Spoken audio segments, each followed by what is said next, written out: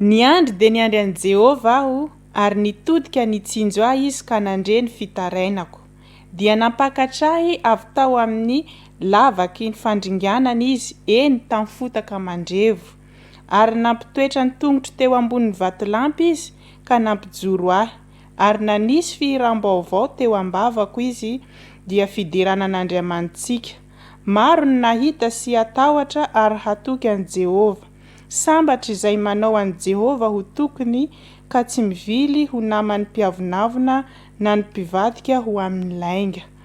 No hamaroina ny fahagaganao sy ny hevitrao izay natao ho anay Jehova Andriamanitro.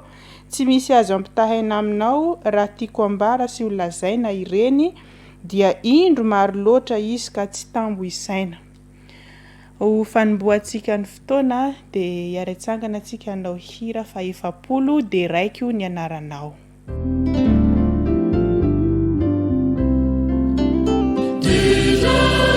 Ni anaranao antoko maureizao satria fitiavan-dehibe fanetretena tsy fandre fanetretena tsy fandre Jesús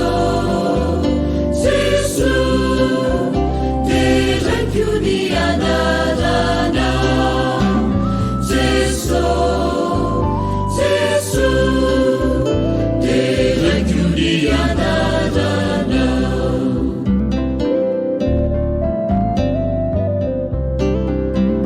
raviny marainako tsy adinoko raha mifo miariva rehefa tokindra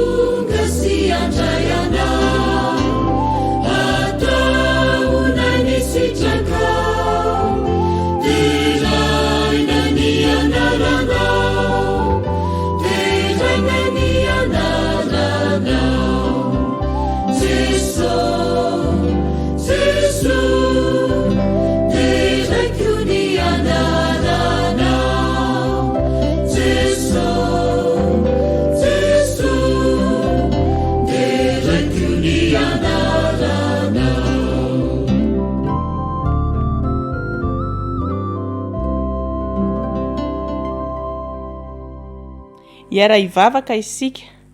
rainay eo izay any an-danitra misaotra sy mideranao izahay amin'izao sabata folakandro izao ary mangataka famelan-keloka avy aminao izay tsirairay avy raha anao izao fotoana izao ka nirinay sy angatahnay de hahita fifaliana ary hahazo hery ny amin'izao fanompoam-pivavahana izao ary tianay koa ny anatrehany fanahinao masina amin'izao fotoana izao tononona ny vavaka amin'ny anaran'i Jesosy Kristy. Amen.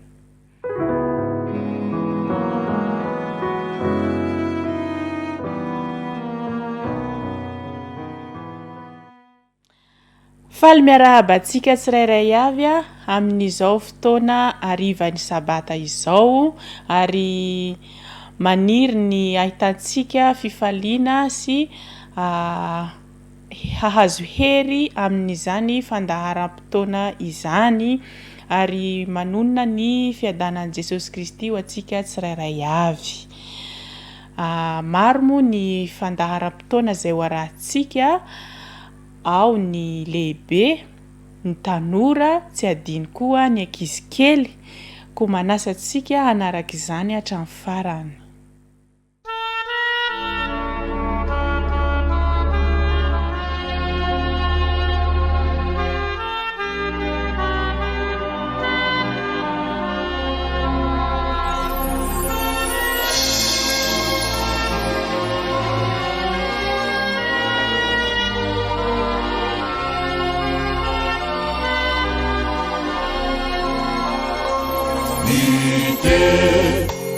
Unjanjanu beisa nisam mupi anakku domi rana fuchaniatu dia lujanu masina cimi siazu ifarana cimi situ kinaneti cimi siheri fitarana iji siberia weti yang now zeubarai piaru numitam danai sananju boa jubinawiti panukuna ziure dikani sabu iyana tesomahai mampituni nitafiu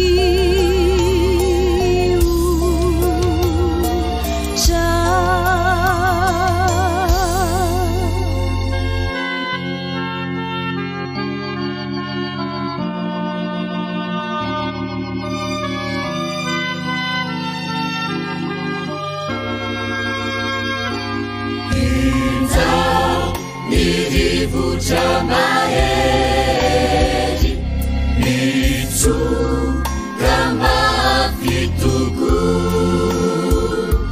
Nihu kame mibacha-bacha Anje jikani samugu Cimi sini fanantena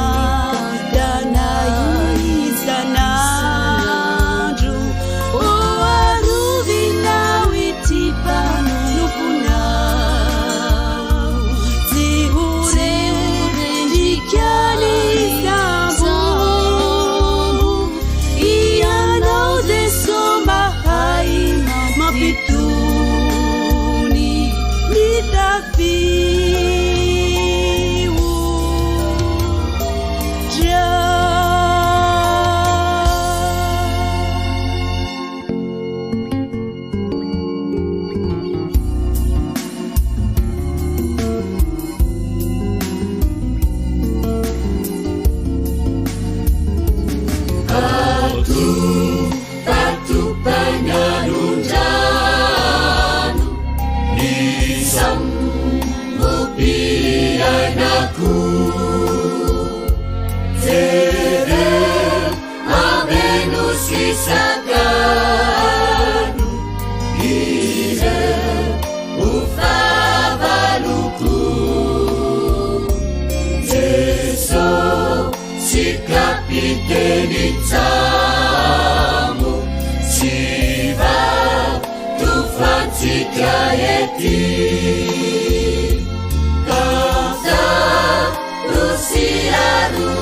Ruviabu Butu Isua Kotari Iyanau Jehovah Piaru Numitan Tanah Isanandu Oh Aruvinau Iti Panupunabu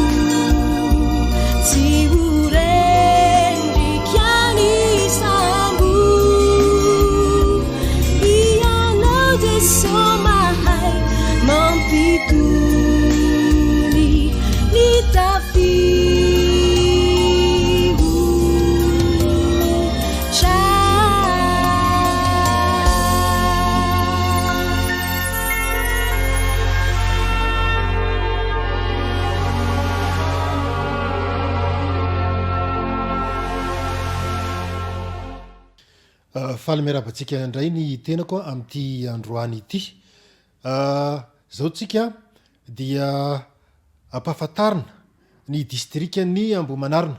Ambohimanarina moa zany mazava ho azy fa eto Antananarivo renivohitra faritra Analamanga no misy azy ary ao anatin'ny fédération ny Madagasikara afovoany ny fiangonana. Raha soritsoritana ny toerana misy azy eo amin'ny lafiny ara-jeografia ny distrikany Ambohimanarina dia mivelatra eo anelanelan'ny any amin'ny farany andrefana dia ahitantsika ny faritra Ambodiady iny fiangonana Tanjombe zany dia ny aty amin'ny farany Atsinanana dia Analamahitsy zany ao anelanelany ao zany dia ahitana fiangonana maromaro ahitantsika ny fiangonana Tsonjobe ny fiangonana Ivandry fiangonana Ambodivoanjo fiangonana Andranomahery fiangonana Amorona fiangonana Ambodivonikely ny fiangonana Ambohimanarina zay no mandrafindrafitra ity distrikany Ambohimanarina ity. Raha ny isan'ny mambra ao anatin'izany distrika izany dia azo lazaina hoe tsy vitsy satria efa mahatratra 400 mahery ary io faritra io dia ahitana fiangonana voalamina anaky 10 ary misy gropy anaky 3 dia misy sekoly Sabata zanany koa anakiray. Zay ny atao hoe fampahafantarana ankapobeny ny distrikany Ambohimanarina fa io distrika io dia manana ny drafitrasany amin'ny mahafiangonana amin'ny mahadistrika azy dia misy drafitrasa ka ny drafitrasany io fiangonana io dia mizara 4 lehibe atao hoe drafitrasa ankapobeny nga raha olazaiko tsirairay izy aty ampendohana fa mbola ho velabelarina amintsika eo ihany zany drafitrasa zany izy tsirairay rehefa aveo dia zao voalohany indrindra amin'ny mahafiangonana atsika dia manana iraka tsika ny lazany afatra amin'ny any velany ary manana programme anasa mikasika zany asa eny ivelany zany io distrika io dia tsy inona zany fa ny asa fitorina. Ny drafitrasa telo manaraka kosa dia drafitrasa mifantoka amin'ny ao am-piangonana. Ny voalohany dia ny fampiroboroboana ny ara-panahany mambra amin'ny mahafiangonana azy dia mazava ho azy fa tena drafitrasa lehibe ary andraikitry ny fiangonana izany. Ny faharoa dia ny fanamafisana ny fifankatiavan'ny prala ny mambra rehetra zany anisan'ny drafitrasa lehibe zay tazomin'ny fiangonana ihany koa izany. Ary ny fahatelo amin'io asa ao anatin'io dia ny fiaraha-mientana amin'ny fananganana foto-drafitrasa eo anivon'ireo fiangonana zay nitononona sy voalaza tery ambon'ireo zay mandrafitra io distrika io. Zay ny drafitrasa lehibe n'io distrika Ambohimanarina io fa raha olazaitsika tsirairay indray ny atsipirian'ireo drafitrasa reo dia toy izao no atsipirian'izany. Nde ho raisitsika ny voalohany. Ny voalohany dia ny asa fitoriana amin'ny mahafiangonana advantistatsika dia io no iraka asa atao hoe mission napetraka andriamanitra amintsika hitory ny afatra amin'ny olona rehetra sy ny fokom-pirenena sy ny samy hafa fitenya am'izao andro farany izao ary io no nataon'ny distrika hovaindohan-draharaha voalohany indrindra amin'ny asa zay andreketany raha io asa fitoriana io no lazaina dia maro ny asa ataon'ny distrika ary manana asa madinika zay mandrafitra mameno ny tanjona n'io asa fitoriana io ity distrika ity voalohany am'zany raha itentsika de zao misy ny fampahirezana akalamanjana io fampahirezana akalamanjana io dia misy la itarika izay ao anatin'ny distrika izay mampira isaky ny fiangonana am'ireo fiangonana folo sika gropy anankitelo sy fiangonana tsy voalaminareo no mandrafitra an'izy io de atsoina hoe mpitory an-tsitrapo io mpitory an-tsitrapo io de mitory akalamanjana ary mitety faritra ao anatin'ny distrika ny fomba fiasandrareo dia misy ny toriteny foy dia misy ny fizarana ny lesona alasarina sy ny zavatra isan-karazany toy ireny dia zaraina ho an'ny olona zay manatrika eo ary ny toerana anankiray de anaovana asa fitoriana mandritra ny 10 herinandro dia angonona daholy zay olona liana de ampianarina nyreny alasariny reny ary tsara milaza amintsika eto fa misy ny vokatra satria reny olona nesana teny am'ireny toerana maro isan-karazany ao anatin'ny distrika reny raha tsy ilaza toerana vitsivitsy azao de fa nesana ny teny laribeny ambony loha nesana ny teo am'tsena analamaintsy cité am'izao fotoana zao de esana ny tsena eo analamaintsy tanàna ary tsy zanona am'zay fa mbola misy toerana maro koa zay efa voavinavina ho atao amin'ny asa fitoriana io dia zay ny voalohany ny faharoa dia ny fizarana boky missionnaire anisany vaindondra raha zay masony io distrika io ihany koa rehefa tonga ny fotoana zay zarana an'ireny boky missionnaire fahobe reny dia mandray anjary ary enanelanelam-potoana koa mambra tsirairay dia miezaka manaparitaka mizara reny boky missionnaire ireny ny asa lehibe fahatelo zay ao anatin'ny asa fitoriana any velany ihany koa de ny expo santé zay atao eny anivon'ny quartier na ny faritra tsirairay avy zay mandrafitra io distrika io ny faefatra dia ty zavatra anankiray miavaka 7 androm-bavaka alohan'ny conférence zany ny fiangonana tsirairay ao anatin'ny distrika dia nahazo fanentana na rehefa misy ny mampiatra fiangonana 5 zao nefa nampiatra n'ty 7 androm-bavaka ty dia manao an'io 7 androm-bavaka io ary misy ny tarika ny toromarika sy ny ty boky izay anatanterahana zany 7 androm-bavaka zany ka izy io na isam-pianakaviana na ny olona tsirairay no mitolona mbavaka mandritra ny 7 andro de rehefa tapitra ny 7 andro miroso ao anatin'ny conférence am'zay dia mandeha ny dravitra isan-karazany araky ny planina zay fafanaontsika advantista amin'ny asa fitoriana dia manarakaraka an'izay koa dia anisan'ny asa fanao amin'ny asa fitoriana ny velany koa ny miantso reo lina miantso reo olona tsy mambra amin'ny fanaovana antsakira fiderana dia eo ihany koa ny sabatany mpamangy ity sabatany mpamangy ty dia fanao ao aorinan'ny 7 andro mbavaka satria ao anatin'ny 7 andro mbavaka ny mambra tsirairay avy dia manana intéressé anaky 5 de reo intéressé reo zany rehefa tapitra le 7 andro mbavaka dia asaina zareo tonga ao am-piangonana de anaovana fampopavahana sy fotoana mirindra sy fotoana milamina tsara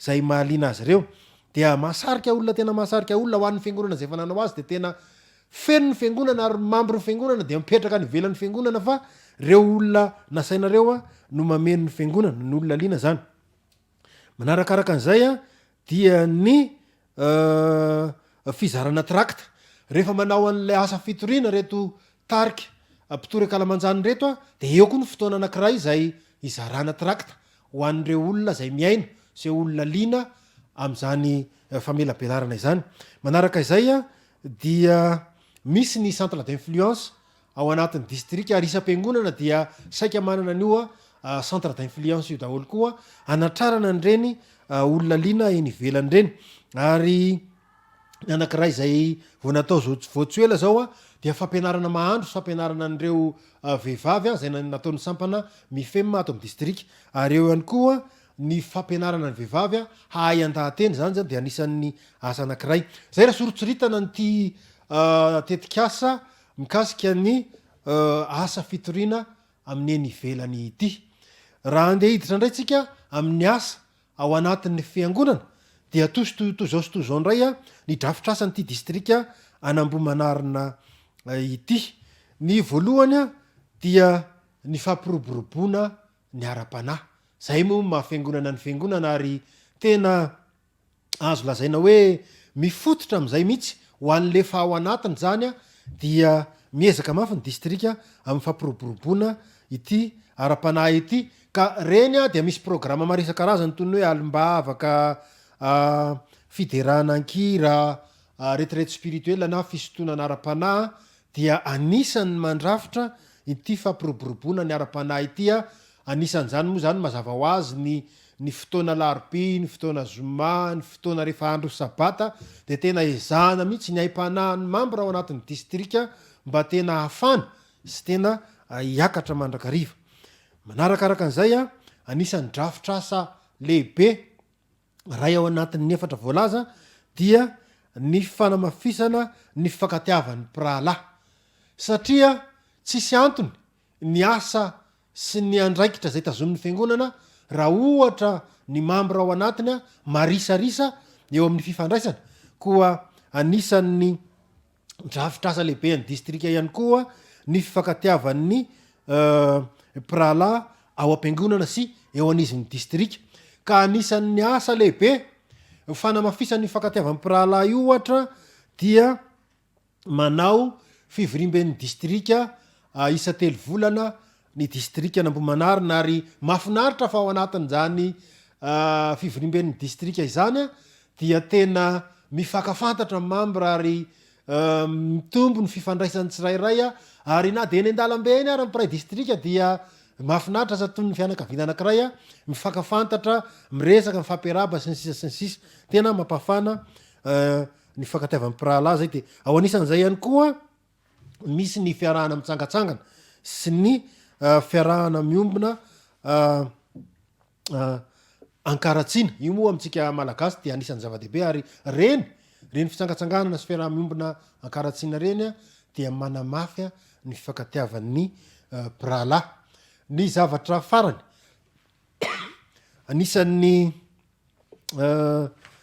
mampiavaka ny district ihany koa de eo amin'ny fiaraha-mientana eo amin'ny fanatanterahana fotodrafitrasa eto zany dia tsy mifampihafahafa mihitsy ny fiangonana anatin'ny district raha ohatra misy fotodrafitrasa ataon'ny fiangonana anankiray dia tsy misalasala mandondombaravana sy mandefa taratasy sy mandefa antso any amin'ny fiangonana ilany ao anatin'ny district mba hifanampiana ny fananganana izany fotodrafitrasa zany ary zavatra efa mazatra ao anatin'ny district anambomanarina io ary ny vokatra dia misy ny fiangonana atsaraina misy ny fiangonana voatsangana misy ny sekoly zay atsangana dia mitombo tsikelikely andalana eo izy reny zay ny drafitrasa nyty fiangonana ny district anambomanarina ity fa apambarana anazy dia raha misy ny drafitrasa dia misy ny fanatanterahana tsy maintsy misy kosa zany ny zavatra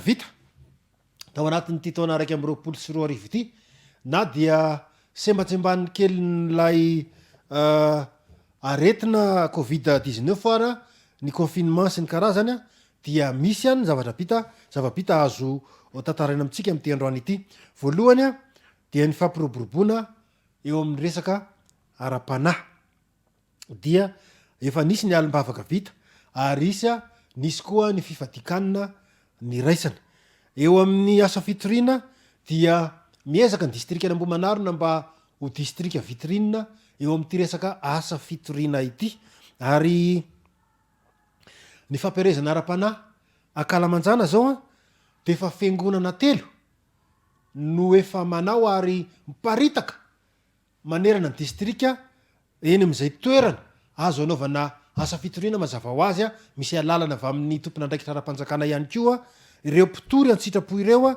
manao zay asa izay. De aveo a ny 70 androm-bavaka ity de anisan'ny fomba anankiray mahomby indrindra alohan'ny anaovana asa fitoriana, ary fiangonana 5 zany zao nefa navita ary tsy mitsaha amin'ny tombo, ary reo fiangonana 5 navita reo a de tena nahita vokatra lehibe tokoa rehefa tena nroso a tany natina conférence sy ny fitoriana maro isan-karazany. Ary eo ihany koa ny sabatan'ireo antsakira ho an'ireo lina, de efa nisy fiangonana anankiroa zany zao a nahatateraka an'io antsakira ho an'ireo lina io antsakira ho an'ny lina io rehefa vita le 70 androm-bavaka alohan'ny conférence dia ataonay izy io. Dia efa nisy fiangonana roa navitan'io a. Eo amin'ny sabatan'ny mpamangy indray dia ny fiangonana efa napiatra ny sabatan'ny mpamangy a, de fiangonana anankiray zao no navita. Ary eo amin'ny centre d'influence dia misy fiangonana anankiray koa efa nahavitan'izy io, ilay lazaina teram-piandohana hoe ny fisampana mifem no niara-ny asa tao anatin'izy io. Ary eo ihany koa ny fanofanana ny vehivavy a mandahateny. Zay ny zavapita fa tsara nefa ny manamarika fa somary ny sembanana kely n'lay confinement izy io, fa na izany tsy zany ara ao anatin'ireo drafitraza voalaza teram-piandohana reo a zay tsy vitanay amin'ny tiraiky amin'ny 24 ity dia ho taterahanay sotratrarinay a amin'ny taona 2020 sy 2020. Zay mikasika an'ity district an'Ambohimanarina ity, ko amino a eto ampamaranana fa fantatritsika amin'izay zany toerana misy azy sy ny asa taony a, ary ireo zavapita sy zay mbola asa mbola hotoizan'izany district izany a. Koa makasindraka indrindra tompoko lahy, makasitraka tompoko vavy, ary voninahitra ho an'Andriamanitra irery any. Amen.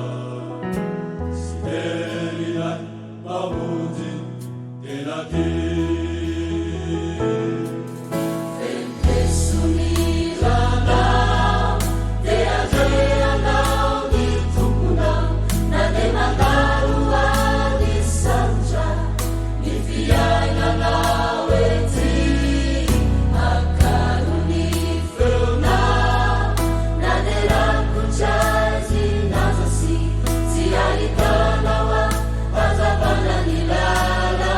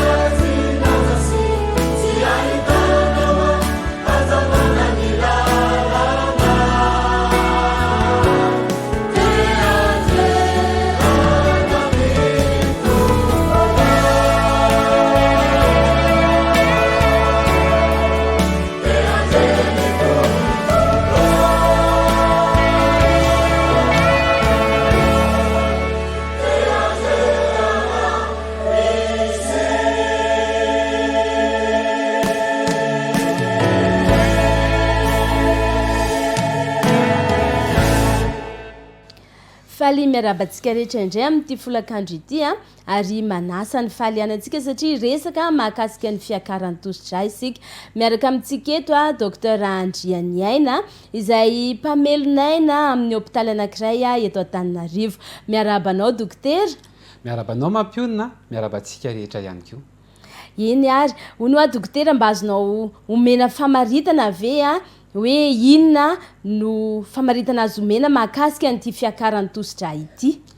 Aloha marikisana amintsika rehefa makany amin'ny dokotera tsika dia miteny izy hoe 14 8 14 7 zavazavatra ohatr'izany. Le 14 iny le chiffre ambony ary le ao ambany iny le ohatrany hoe 8 le chiffre ao ambany.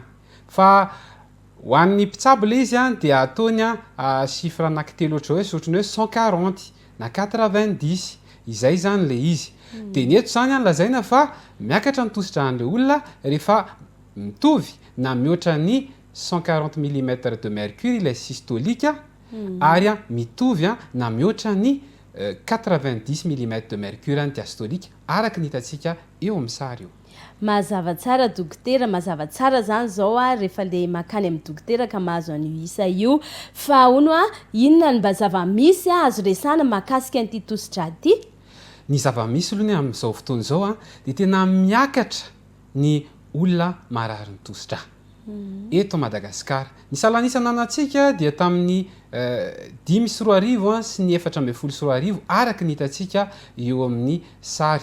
Izay 7 isanjato sy 5 isanjato. Ny dikan'izany dia miakatra trany izy io ary mino fa mbola miakatra trany izy amin'izao fotoana izao.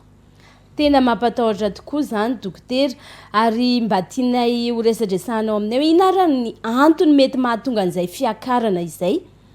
Ny antony ihany koa ny antony mahatonga ity tositra ity dia ny voalohany aloha tsy misy antony manokana amin'ny olona amin'ireo 9 isanjaton'ny olona na atao hoe HTA essentiel. Amin'ireo 10 isanjato ambony dia mety ahitana antony manokana ohatrany hoe ny aretin'ny voa sy ny sisa. Fa misy ireo toe-tena sy fomba fiaina izay mitarika ao amin'ity fiakaran'ny tositra ity. Ao anatin'izany ny taona, ny diabeta, ny tavy be loatra, ny fihinanana sira be loatra, ny fisotro toaka, ny fifohana sigara sy ny sisa sy ny sisa. Araka izany zany dia tena mahakasika ny sarangan'olona rehetra mihitsy ity fiakaran'ny tositra ity. Fa inona zany ny tena fomba fisehoany afaka ambaran'ny dokotera hamantaran'ny olona azy? Mety fomba fisehoany mety ararendoha be le olona, mety hoe reradreraka hafahafa somary fanipanina, indray ary renao ohatra mitepo mafy zany ny fonao araka ny fahafantarantsika anazy hoe palpitation. Mety mifangaro sy manjavozavy ihany koa ny zavatra hitan'ny maso. Amin'ireny fotoana ireny mila manantona mpitsabo avy hatrany. Makasitraka dokotera fa raha ohatra ka resahana manokana indray eo amin'ilay olona voany, inona zany ny vokany izay azo resahana amin'ny olona tratran'ity fiakaran'ny tositra ity? Ny vokany dia tena betsaka tokoa. Ny vokany voalohany ho resahantsika dia eo amin'ny atidoha. Mety hiteraka fahatapahana na fahatsitseman'ny atidoha. Izy io dia mety ahafaty ilay olona ary raha tsy maty ary ilay olona dia mety hitondra takaitra goavana. Manaraka izany mety misy vokany eo amin'ny fo ihany koa izy io. Mety hivonto ny fon'ilay olona. Mety ho tapaka ihany koa ny lalan-dràn'ny fo. Ankoatran'ny fo dia mety ho vohy ihany koa ny maso ary mety hitarika fahajambana. Ny ankoatr'izay ihany koa dia mety ho vohy ihany koa ny voa ary mitarika ny atao hoe insuffisance rénale. Tena mampatahotra tokoa izany dokotera, kanefa sofa eto ianao dia mino fa misy ny fitsaboana azo atao mahakasika ity fiakaran'ny tositra ity. Mba azonao ambara aminay ve? Ny fitsaboana aloha dia ny tsara manatona mpitsabo avy hatrany, manao fizaham-pahasalamana. Tena fitsaboana ny fiakaran'ny tositra dia fanafody aloha ny voalohany. Mila mihinana fanafody izay omeny dokotera, fanafody izay hoanina tsy tapaka ary misy fahalalamaso ihany koa mikasika izany. Manaraka izany tsy ampy raha ny fanafody irery ihany fa misy ihany koa ireo fitaizam-batana maro samihafa. Mila ajanona ny sigara, ajanona ny toaka, ajanona ny kafe, mila mampiasa vatana isika, manao sport zany raha fahalalantsika anazy, mila tsy mora tezitra ihany koa, afezina tsara ny fo ary mila ahena ny lanja. Mazava tsara dokotera. Itsika moa zany misy karazan'olona maro be izay manaraka ny fandaharantsika. Mety misy ve fanentanana azon'ny dokotera ambara mba horenesin'ny olona tsy fantatro hoe mety ho fisorohana na tahaka izany mahakasika ity fiakaran'ny tosidra ity? Ie, fanentanana kely ho an'ny olona rehetra na ho an'le olona efa voan'ny tosidra na ho an'le olona mbola tsy voa ihany koa dia manatona mpitsabo mba hafantarana ny amin'izay. Faharoa, raha voan'ny tosidra ianao, raha marary ny amin'izy io dia mila mihinana fanafody isan'andro tsy tapaka. Ny olona mantsy ny eto Madagasikara dia hoaniny aloha ny mandritra ny tapa-bolana le izy, dia rehefa avy eo rehefa hitany hoe metimety izy dia ajanona izy. Tena tsy mety izay. Ny dokotera no tokony ny dokotera no mampiseho antsika fa tokony hitohy na tokony ahena izany fanafody izany, na tokony ihany koa ampiana. Noho izany ihany koa dia misy fanaraha-maso tsy tapaka atao amin'ireny olona ireny. Ho an'ny voalohany aloha amin'ilay consultation voalohany dia mety handeha isaky ny tapa-bolana, fa rehefa manomboka metimety ilay olona dia mety handeha isaky ny 3 volana na 4 ity fanaraha-maso ity. Mila mikarakara fahasalamana tsara ihany koa ny tsirairay avy, ohatra hoe ny fanatanjahantena, ny fihinanana sakafo ara-pahasalamana. Izay zany no fanentanana tiako mba ho atao amintsika rehetra.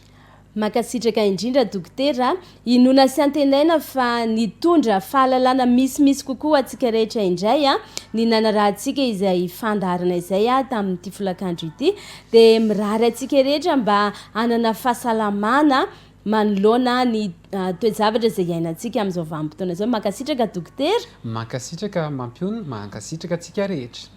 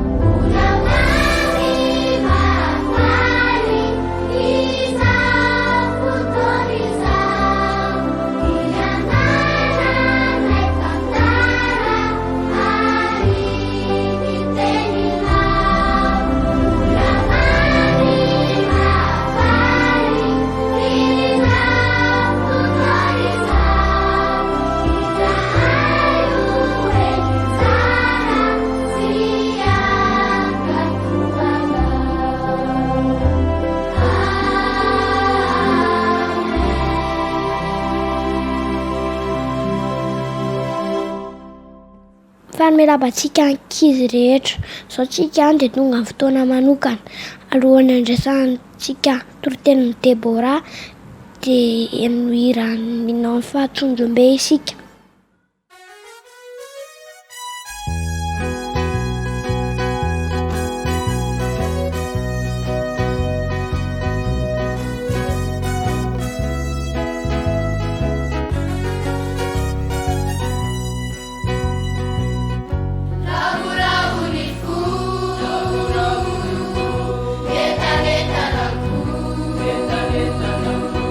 Makalazana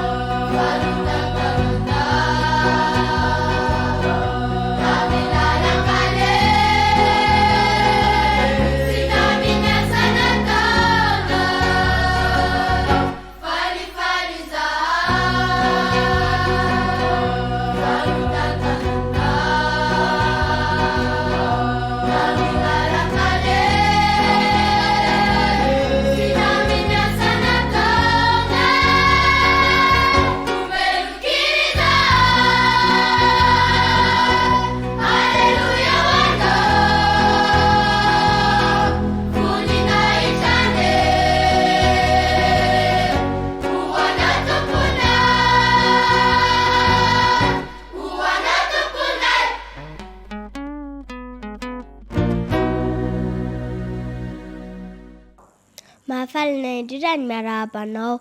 Manokana fitenenana ny tenin'Andriamanitra anio, miarahaba ny ankizy, ny tanora ary indrindra ny lehibe. Amin'ny tean'ity dia misy zavatra miavaka tian'Andriamanitra omenanao. Izany dia mitondra lohateny hoe fanomezana iray ho anao. Fa mialohan'izany dia andeha aloha isika hivavaka.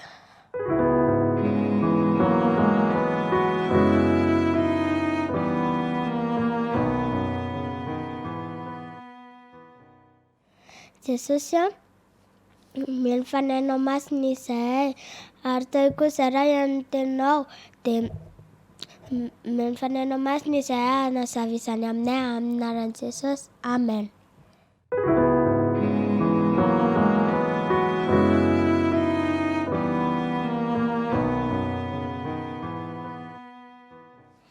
Efa mba nisy fotoana ve naniriana zavatra iray teo amin'ny fiainana? Samy efa nandalo izany avokoa angamba. Sarotra ny miandry sy manantena zavatra avy amin'ny olona. Fa zaho Andriamanitra dia manana fanomezana ho anao. Ary amin'ny maha-Andriamanitra fitiavana azy dia tsy miangatra izy. Dia omeny avokoa izy izay mila izany. Tsy manera nefa izy hoe tsy maintsy ho raisina ny fanomezana omena, saingy miangavy kosa izy raha azonao atao ny handray izany. Voarakitra tamin'ity baiboly ity izany.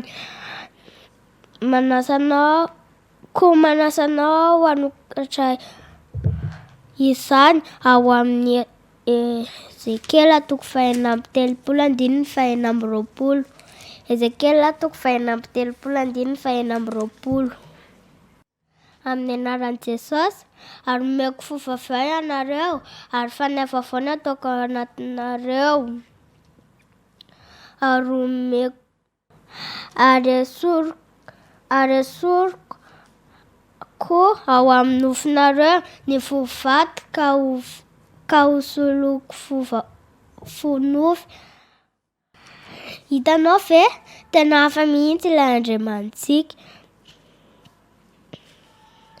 Izany ny fanomezana omena, fovavao, fanahy vaovao.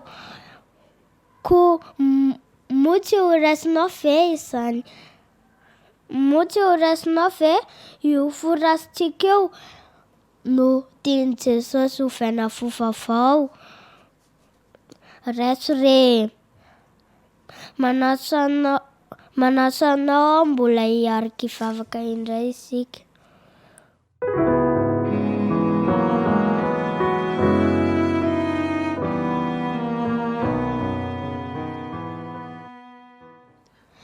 Jesosy misaotra anao indray izay efa afaka nihaino teninao. Ary Jesosy abio izay mba handray izany fanomezana izany. Amin'ny anaran'i Jesosy. Amen.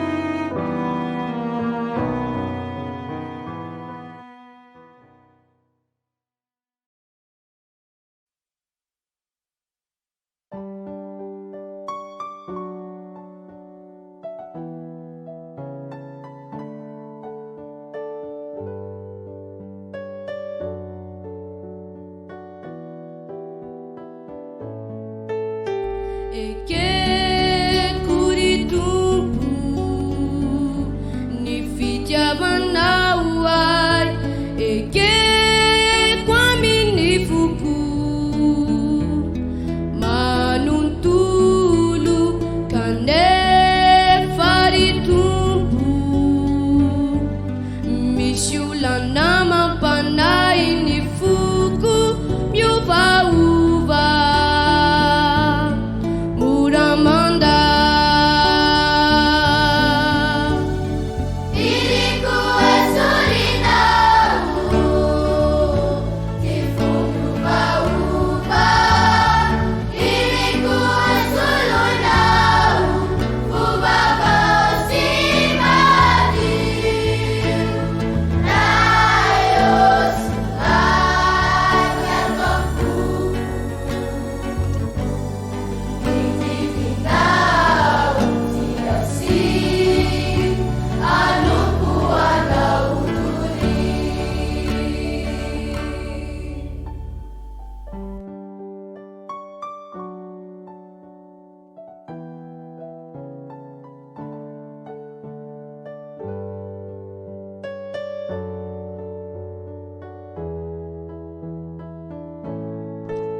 tsy ekekitsony ro vitao mandratsy tsy ekekotsorizao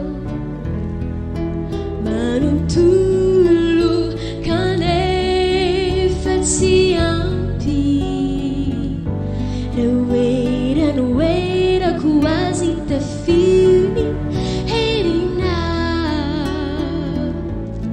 pamonjio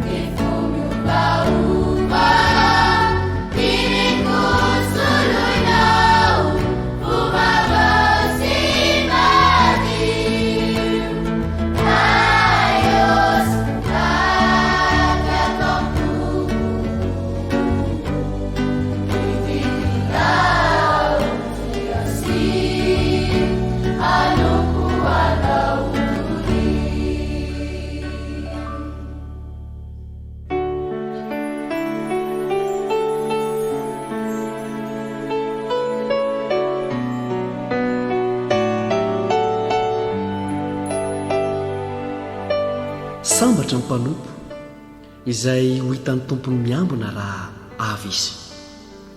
Lazaiko aminareo marina tokoa fa isikina ny tompony dia ampipetraka azy hihinana dia ho avy ka hanompo azy, ary na avy amin'ny fiambenana faharoa amin'ny alina izy na avy amin'ny fiambenana fahatelo ka hita toy izany dia sambatra ireo mpanompo ireo.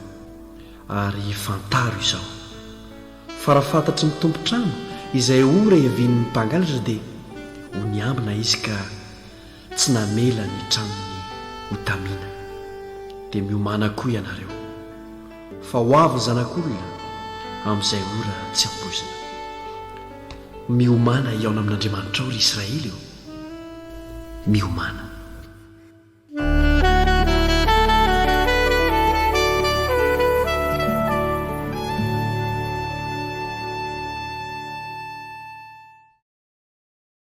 Miumana,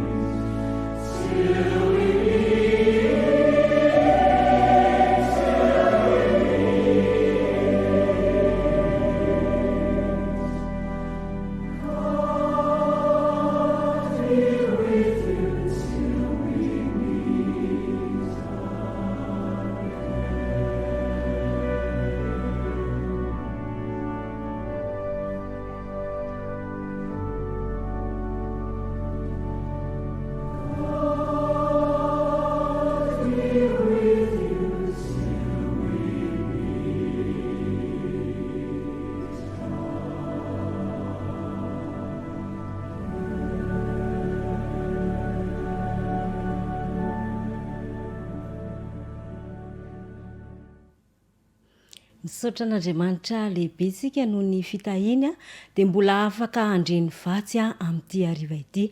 Ampanetrena tena lehibe no hitondrako amintsika eto a ny vatsy amin'ity anio ity. Ny fahadiovan'ny fo sy ny fiainana izay ny loha hevitra izay hoentina amintsika amin'izao fotoana izao. Kanefa mialohany anokafantsika ny ten'Andriamanitra dia manasanao a hivavaka isika.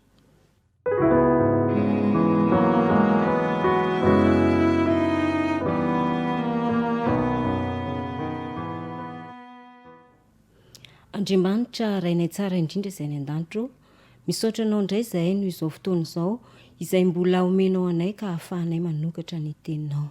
Mamindra fo aminay, mamelany elokay tompo, aoka ny fananao masina hiasa ty anatinay ka aizanay mandre ny teny avy aminao. Tronona sy angatana ny vavaka amin'ny anaran'i Jesosy. Amen.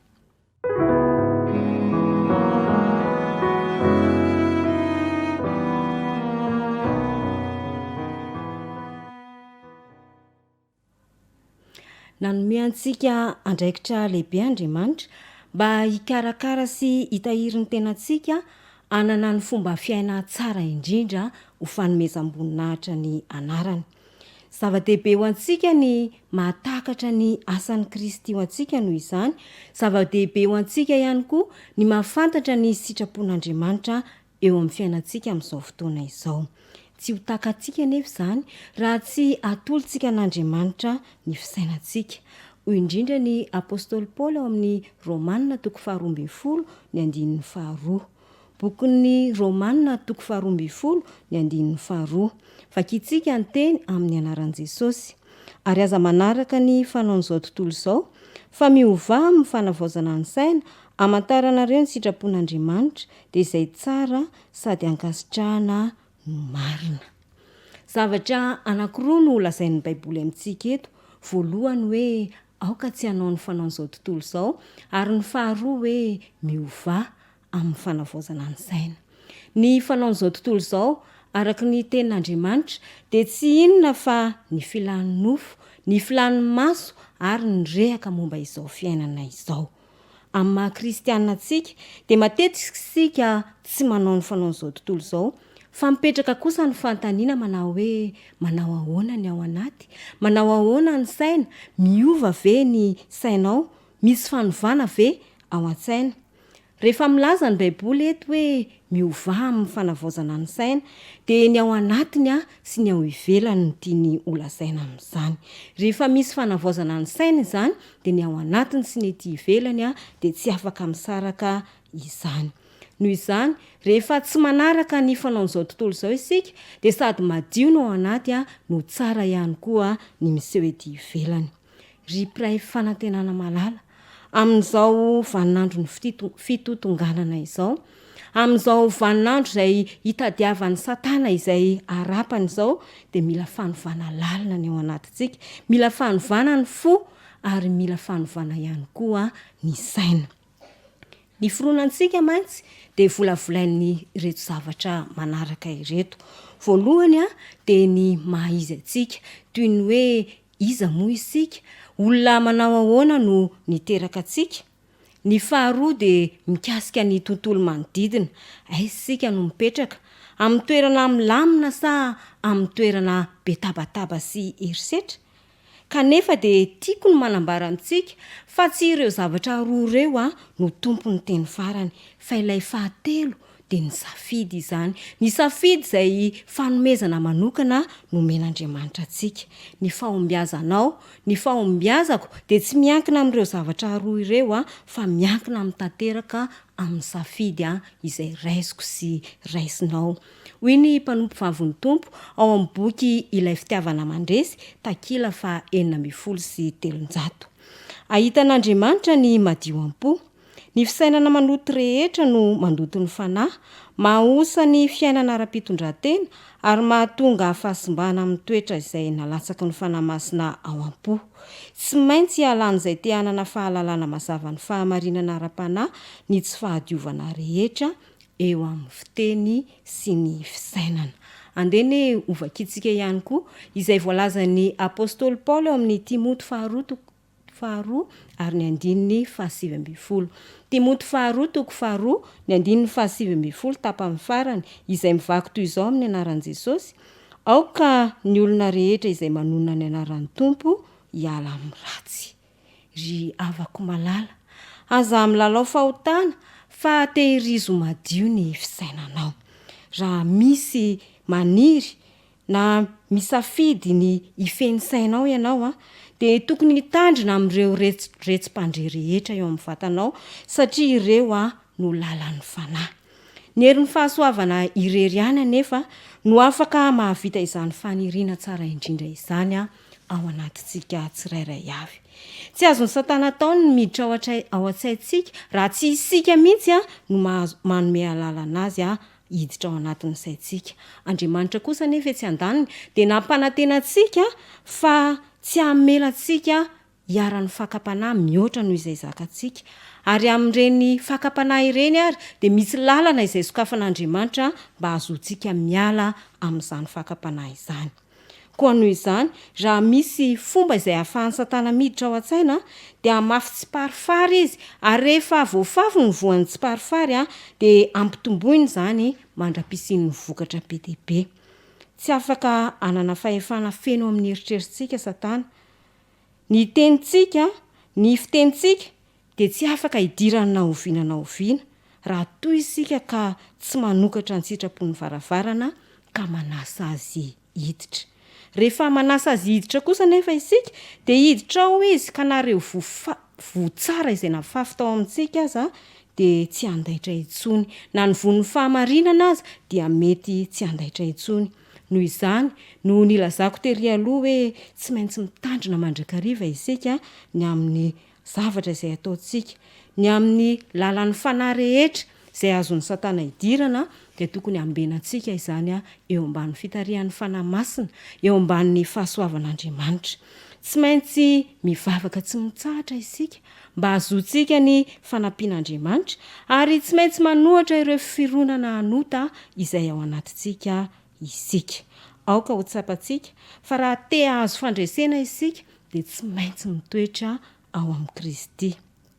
Ry namako, Andriamanitra dia tsy afaka manovana inona na inona amin'ny fisainanao, fa ny vaovao mahafaly dia tena te hanampy anao Andriamanitra amin'ny fanovana izany. Izany hoe ny faniriana dia miainga avy aty amiko, miainga avy any aminao, fa avy eo Andriamanitra dia manampy antsika.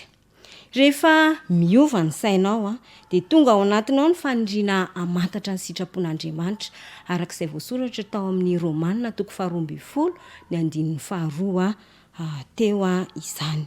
Inona ny sitrapon'Andriamanitra eo amin'ny fiainanao? Zava-dehibe ho antsika ny mahatakatra ny asan'ny Kristy eo amin'ny fiainantsika. Zava-dehibe ho antsika ny mahafantatra ny sitrapon'Andriamanitra eo amin'ny fiainantsika amin'izao fotoana izao. Hoy ny Tesalonianina 1:4-7 tapany voalohany manao hoe fa izao ny sitrapon'Andriamanitra dia ny hanamasinana anareo. Ny boky Vavolombelona Mahery ihany koa dia mbola milaza amintsika manao hoe aoka ho masina ianao, masina hatrany hatrany, ka tsao ny fahafenoan'ny fahasoavan'i Kristy. Aoka niry mafy tokoa ny fahamarinana ny fontsika satria avy amin'izany no azontsika fiadanana mandrakizay.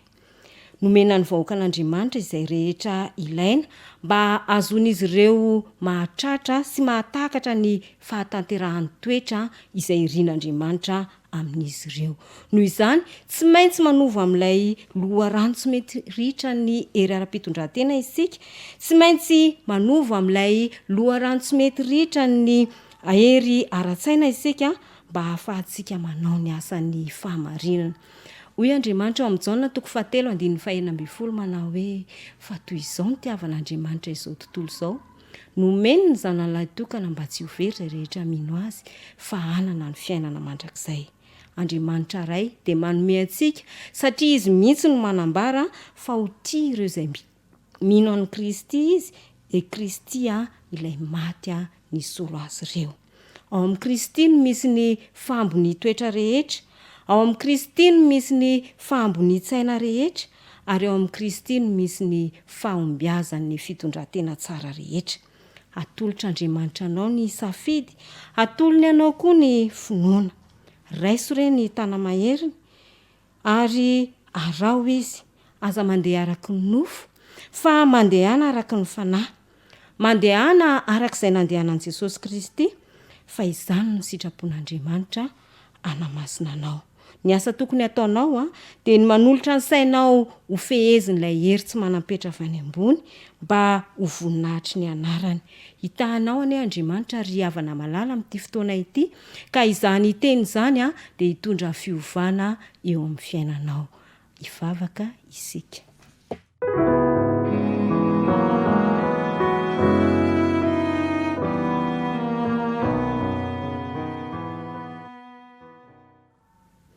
Andriamanitra rainay izay any an-danitra, misaotra anao izahay fa sakaizanay ianao ary eo anilanay mandrakariva. Mankasitraka Andriamanitra noho ny teny izay nomenao anay tamin'ity hariva ity. Mangataka famindram-po sy famelan-keloka avy aminao izahay. Ampio izay Andriamanitra mba hiala amin'ny fisainana ratsy, mba hiala amin'ny toetra ratsy izay mbola manjaka aty anatinay. Omeo anay ny fahendrena avy any aminao hitari-dalana anay rehefa manapa-kevitra izahay ny andany aminao. Tompo tsara indrindra izay any an-danitra, ny teninao teo anie dia hisy asany sy vokatra tsara ty amin'ny fiainanay, ka andehananay amin'ny lala mahitsy mba azonao manamasina anay. Ny voninahitra dia ho anao rery ihany, ny famindram-ponao kosa dia ataonao aminay mandrakariva, fa tononona sy angatahana ny vavaka amin'ny anaran'i Jesosy. Amen.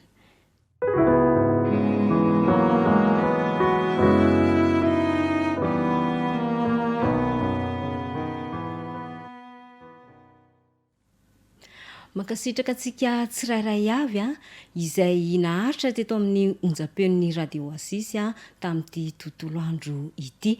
Mankasitraka manokana ny distrikana Ambohimanarina izay nitondra ny teny rehetra teto nanomboka hatramin'ny maraina ka hatramin'izao fotoana izao.